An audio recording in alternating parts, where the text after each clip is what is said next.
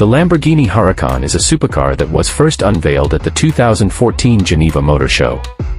The Huracan was designed to replace the Lamborghini Gallardo, which had been in production since 2003.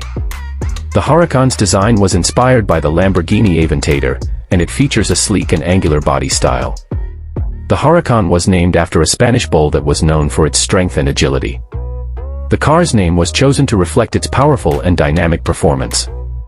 The Huracan is powered by a 5.2-liter V10 engine that produces 610 horsepower and 413 lb-ft of torque. The Huracan was initially available in two trim levels, the LP 610-4 and the LP 580-2. The LP 610-4 featured all-wheel drive and a 7-speed dual-clutch transmission, while the LP 580-2 had rear-wheel drive and a 6-speed manual transmission.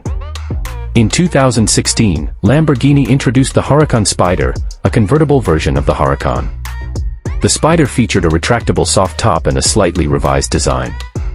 The following year, Lamborghini introduced the Huracan Performante, a high-performance version of the Huracan. The Performante featured a number of aerodynamic upgrades, including a large rear wing and a front splitter. In 2019, Lamborghini introduced the Huracan Evo, an updated version of the Huracan. The Evo featured a number of upgrades, including a revised front bumper and a new exhaust system. The Huracan Evo also featured a number of interior upgrades, including a new infotainment system and a revised dashboard design.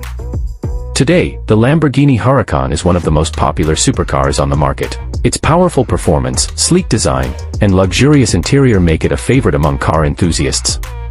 The Huracan has also been successful in motorsports, with a number of racing versions of the car competing in events around the world.